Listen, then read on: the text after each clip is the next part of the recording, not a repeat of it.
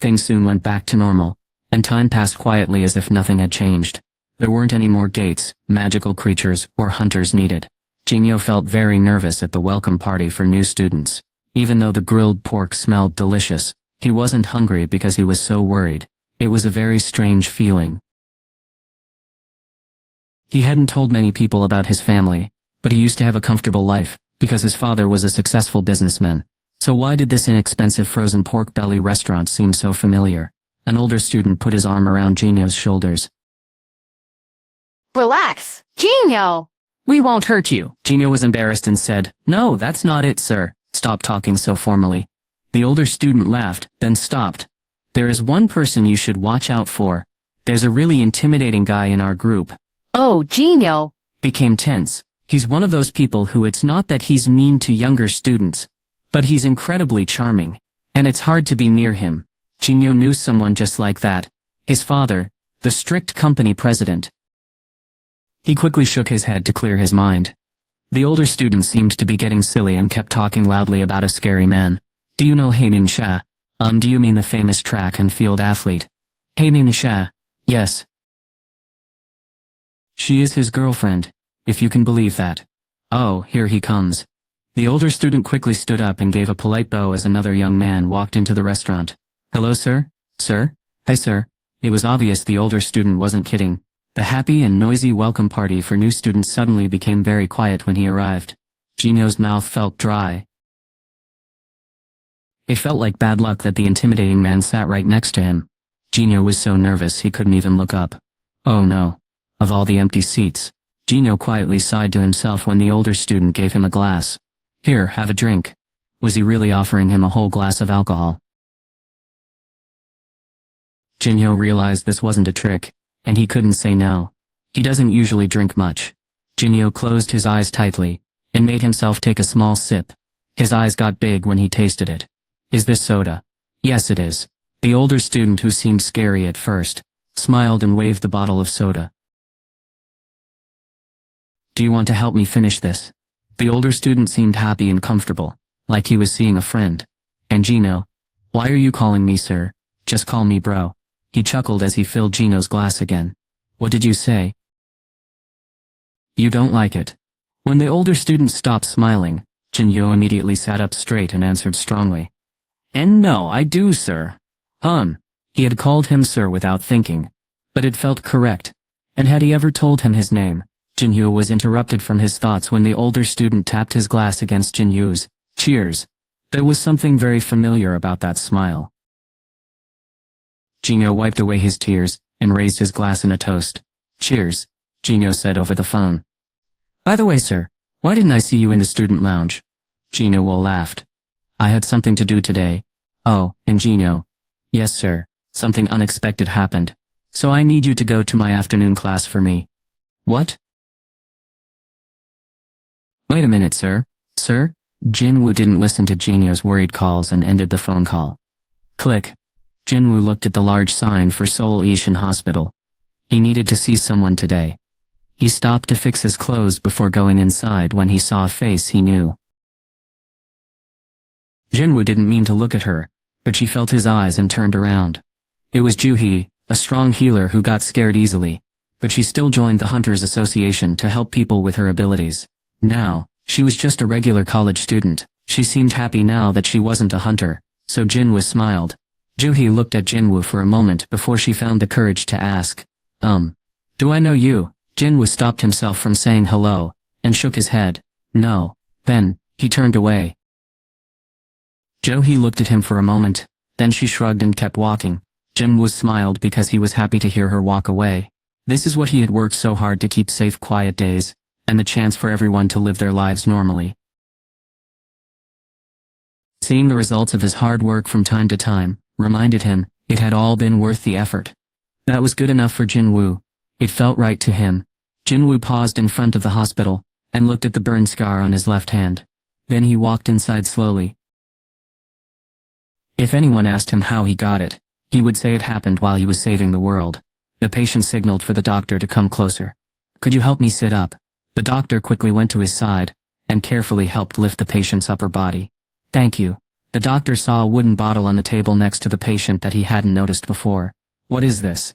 The patient had lost a lot of weight, and looked very thin, and he coughed as he began to explain. A young man just brought this in a moment ago.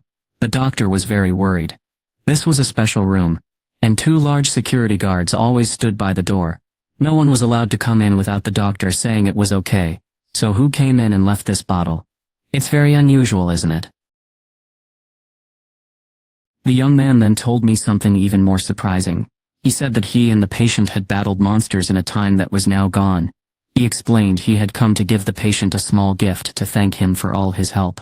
Then, just as quickly as he appeared, the young man vanished like a shimmering image in the distance. It was as if he had vanished. If there hadn't been any proof, the doctor would not have believed the story, but the bottle sitting right on the table was strange. The patient weakly pointed at the bottle. "Give it to me." The doctor placed the wooden bottle in the patient's hand. The patient laughed a little. He said drinking what's inside this bottle would make me better. "That's funny, sir. You don't really think I am tired?"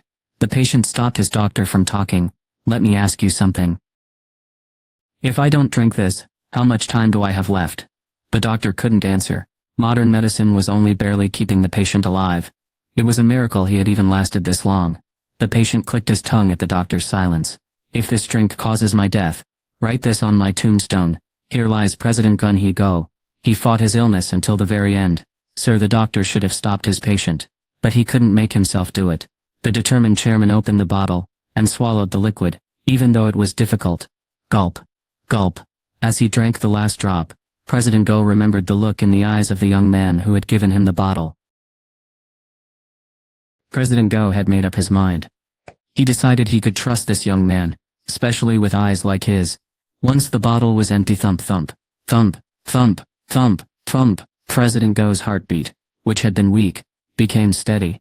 His heart was beating normally again. Extra stories. If you ask almost any student what they want to be when they grow up, they will probably say one of these 3 things: a famous hunter, someone who works for a big group, or someone who works for the Hunters Association. A less thoughtful person would try to become a famous hunter and waste time. A smarter person would want to work for a big group, where people are paid based on how well they do. The smartest person would choose the Hunters Association. They pay just as well as a big group, and it's harder to lose your job, because employees are like government workers. I was a smart kid. I was a pretty bright student, so when I told my parents I wanted to work with the Hunters Association, they were a little surprised. My dad had hoped I would become a judge, and my mom wanted me to be a doctor. I knew my parents really wanted me to choose a career like theirs, since I was their only son. I had a dream, and that dream helped me get a job with the Hunters Association. "Why do you want to join the Hunters Association?" President Gun Hee-go asked me this during my interview. I was nervous and upset with myself, because I thought I had answered the other questions poorly.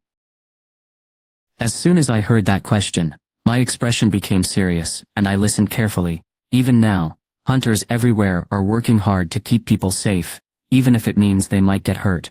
So who is looking out for the hunters? I said loudly that I wanted to be one of the people who protects them, as a member of the Hunters Association. I think I heard people whisper with admiration, but I definitely remember the happy look on President Go's face. That's how I got to do what a lot of other people wanted to do: work for the Hunters Association. My parents were a little sad to see me leave, but they gave me their blessing, and I left my hometown to start a new job at the main office in Seoul. I was really excited to get closer to my dream of helping hunters stay safe. Things were finally looking good for me, but my first day of work proved me wrong. I had hoped I could still make a difference, even though it had been 9 years since strange creatures, doorways to other places, and magic first showed up in our world. After many tries and mistakes, things had become settled and predictable. From the beginning, it was understood that someone just starting their first job couldn't really make big changes on their own. Instead, I was put on the support team, where I helped with all kinds of different tasks. These weren't just small jobs, they were doing favors for the people who hunted monsters for the association. Sometimes hunters would ask for coffee or snacks before going on a mission. Other times people needed money quickly for important things. Could I borrow some money before my next paycheck? If I help with the dangerous mission today, nobody is available to get my child from school. Would you be able to help with that? And that's how it kept going. Some people had to do less important jobs that didn't pay much, and there weren't enough people to do everything, so I had to agree to their requests. The hardest times were when people who hunted made complaints. If someone who complained then said they might leave the group, I was getting really tired running around trying to stop that from happening. But even though it wasn't what I wanted, I was slowly getting used to it. One day when I felt completely worn out, the phone rang. Rizzing. I wondered which hunter was calling to complain this time. I grabbed my phone and heard an angry voice yell, "How many times must I tell you not to send Jingwoo's song?" I wasn't sure what he meant, but I quickly said I was sorry. "I apologize, sir. Someone made a mistake when picking the team. Can you tell me what happened?" "There's no need for anyone who can't handle the work. He gets knocked down easily with just one hit, and we're supposed to clean up after him. I'm quitting if this happens again." Then he ended the phone call. I reminded myself to be patient, as I put the phone down, and looked up information about the hunter he had mentioned, hoping to solve this problem quickly. I didn't think much of it, because people often asked for changes to the team. They had different reasons, like not following orders, not working well with others, or not being strong enough in a fight. Sung, he said his first name was Jinwoo. When I looked at Hunter Jinwoo Sung's file, I understood the problem. Huh? He was a rank E hunter, and his magic power was the lowest of all the E rank hunters. According to his stats, he was basically a normal person, not a fighter. As I expected, his record showed he had been injured many times. Wow. I quickly closed his file, completely surprised. This couldn't be right. If I acted like I hadn't noticed anything, he might be in serious danger soon. That's when I remembered my first thought. Brave people sometimes protect others, but who protects those brave people? I nodded firmly. 1 year after becoming a member of the Hunters Association, I finally discovered something I was good at. The first thing I did was talk to my boss. But no one, not my direct supervisor, or his boss, or even the person above him, wanted to help with it. Finally, I had to talk to the leader of the support team. "Sir, someone's life is in danger. Ignoring this won't help." The leader looked like he was about to scold the new person who used to be a good team member. But I still said what I thought. "If the player dies during the game, how will you explain that to his family?" "Hey, don't say that. But it's a real possibility for Hunter Sung. Please check his hospital records." It's amazing he survived. The manager looked at the papers I gave him, then looked up at me. "Are you suggesting the group should stop Mr. Sung from working as a hunter?" Yes, that's correct. "If Hunter Sung keeps doing this work, something terrible will happen. Do you know about Hunter Sung's situation?" I nodded. Yes. I knew Hunter Sung's mom was very sick in the hospital and needed help paying her medical bills because Hunter was involved with our group. But no one has ever recovered from the eternal sleep disease. Shouldn't someone who is alive not die for someone who has already died? Many people were getting sick with a terrible illness called the eternal sleep disease right then. It was sad, but I couldn't help Hunter Sung if it meant he would die, just because his mother wanted him to. I really needed to help him. Even though the leader of our group tried to talk me out of it, I had decided what I would do, and he finally agreed. "Okay," he said. Seeing how happy I was, my manager added something else. "But you have to get Hunter Sung to agree too." He needed to agree to this. That is what I expected. I would never ask Hunter Sung to leave the group without his permission. I knew this would be difficult. I nodded firmly. "I understand, sir. I had never tried so hard at anything before." I did the most research not for work or school but to convince one person. Hunter Sung is 23 years old, which makes him 6 years younger than I am. I studied everything so carefully that I felt pretty sure I could succeed. I was prepared to talk to Hunter Sung about why he needed to stop being a hunter and think about what was important. I wanted to help him understand that his life was just as valuable as his mother's life. A bell rang. The cafe door opened and I saw the person I had only seen in a picture before. I stopped moving when I saw him. Hunter Sung looked around the cafe until he found me and sat down across from me. "Hello." When he said hello, I couldn't say the things I had planned. "We have tried too, you know." Someone on my team gave me a small glass of a drink, and I made a face as I quickly drank it. I wasn't sure if my throat felt tight because of the strong drink, or because I was worried. I kept frowning. "Sir, this doesn't feel right. Things shouldn't be this way." A 23-year-old shouldn't look so sad. I thought Hunter Sung would be someone who acted like nothing could hurt him. Or someone who wanted someone to tell him to stop, no matter what kind of person he was. I believed I could talk him out of whatever he was doing. But Jin-Woo Sung was nothing like I expected. He knew exactly what was happening. His smile was pale and showed he was scared but trying to be brave. How could I make someone who had worked so hard feel like they were about to fail? I couldn't do it. I also understood I couldn't be upset with my leaders for not being able to do something I myself couldn't do. My team leader calmly filled my glass again. So why did you join the Hunters Association? I lowered my head as I remembered when I first decided I wanted to help hunters. When I was younger, I was watching the news, and there was a story about a hunter who got stuck in a dangerous place while trying to save his friends. I remembered seeing video of hunters hurt and in pain at a place where people go to have fun. It was a terrible sight. It made me wonder. Those people were hurt because they were helping others. But who would help them now? My parents didn't know what to say. And that's when I decided that if nobody else would, then I would be the one to offer help. I tried my best to keep hunters safe from getting hurt or dying. But really, I was no different than anyone else. I couldn't help Hunter Sung when he was in danger. There was nothing I could do. My team leader saw I was upset and set down his glass. What if there was something you could do? What? I looked up as my manager took a file from his bag and gave it to me. Some people with special powers don't care about money, and they aren't hunters, even though they are very powerful. What about helping our hunters by asking those people to join us? I felt hopeful and looked at the file. Joo-hee Lee, a B-rank healer, a powerful healer. If someone like her worked with us, she could help prevent serious injuries and save lives. Even a hunter who wasn't very strong could fight as much as they wanted without being scared. I thought about Hunter Sung's face. My team leader noticed the excitement in my eyes and smiled. So what do you think? Do you want to try? I stared at the file and nodded quickly. Yes, I will try my best. Ash kept falling from the sky like snow. Jin-Woo said goodbye to the shadow soldiers he had to leave behind, and then faced the leader of the rulers without being afraid. I'm ready. The sad brightest piece of light made a cup appear. Jin-Woo looked at it with interest. So that is the cup of reincarnation, a powerful item that can turn back time. Jin-Woo realized he was about to start over. His worry didn't go unnoticed by the brightest light nearby. Are you sure you won't feel sorry for this decision? After spending so much time fighting powerful enemies, he understood better than anyone how difficult war could be. He knew the Shadow Monarch now had a big responsibility.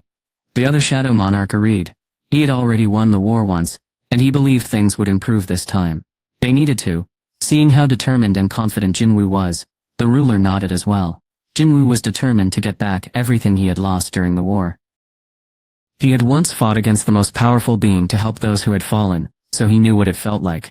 I hope your bravery helps you save your world. With those kind words, the shining piece of light turned the cup of new life over. A bright light spread across the land, like water soaking into the ground. Everything glowed. Soldiers were hurt in battle, and their families watched the news on television. Worried and sad, people prayed for the soldiers to be safe. Many felt sick with worry while they watched the reports, and some hung their heads feeling hopeless. Everyone noticed a bright light shining through the windows of their homes, cars, hospitals, schools, and workplaces. Soon the whole world was filled with light. Then, as quickly and quietly as it came, the light vanished completely. It was morning. Even with his eyes closed, Jin-Woo could feel the warmth of the sun and the comfortable feel of his bed. Even though he wasn't quite awake, Jin-Woo could tell what was happening around him because his senses were very strong.